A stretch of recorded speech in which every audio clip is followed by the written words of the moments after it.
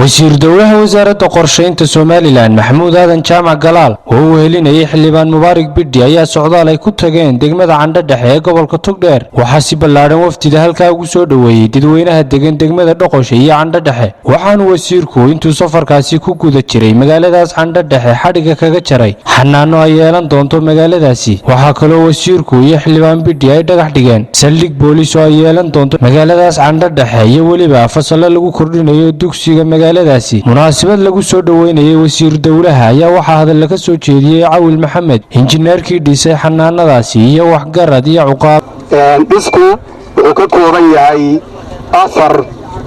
qol buu ka kooban yahay hakala waa weynaado qol waa waad qolna waxa weeye qolkii dumarka umulisada dumarku ku dhali lahaayeen waarkuna waxa weeye waarka hooyada iyo dhallaanka waxa kale oo weheliya xafiis iyo farmasi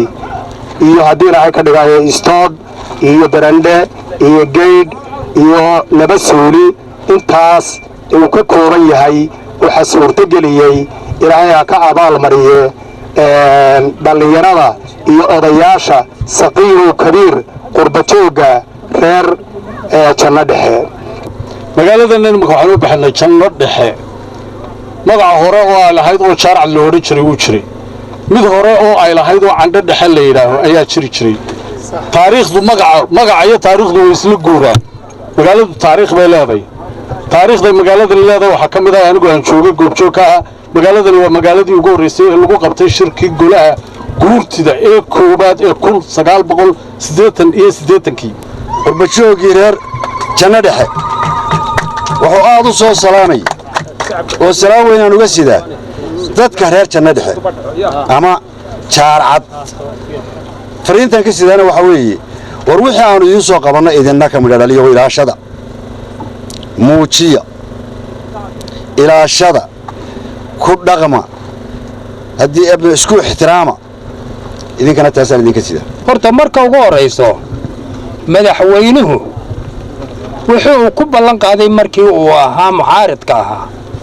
hadduu dawladda qabto uu yiri waan qabanayaa runta marka loo socdo boqolkiiba 95 buu qabtay waxa gabagabadii halkaas ka hadlay xildhibaan Mubaarak Bidhi iyo wasiir dowlaha wasaaradda qorsheynta Maxamuud Aadan Jaamac Galaal iyagoo uga mahadnaqay shacabka sida qiimaha leh ee ay soo dhaweeyeen waxaan maanta halkan insha Allah anigu aan horta idin dhagax dhigaya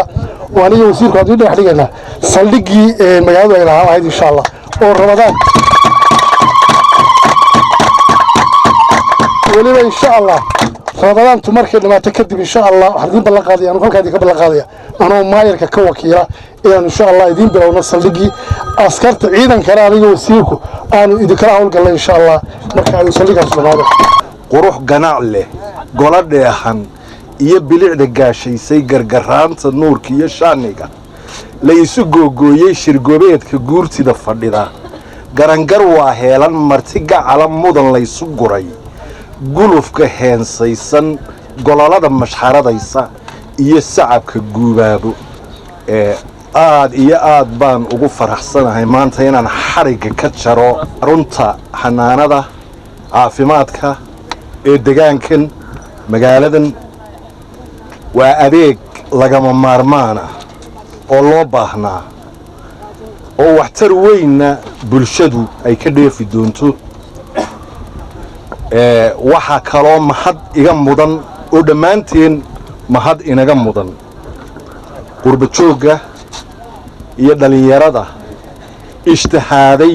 ee isxilqaamay xukuumaddan madaxweyne Axmed Maxamed Siilaanyo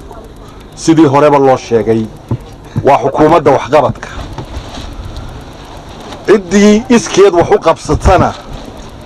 inay wax ugu darto garab iyo gaashaan u noqoto iyo taladeedu yahay Mahad Ali Goodir TV-ga caalamiga Star magaalada Burco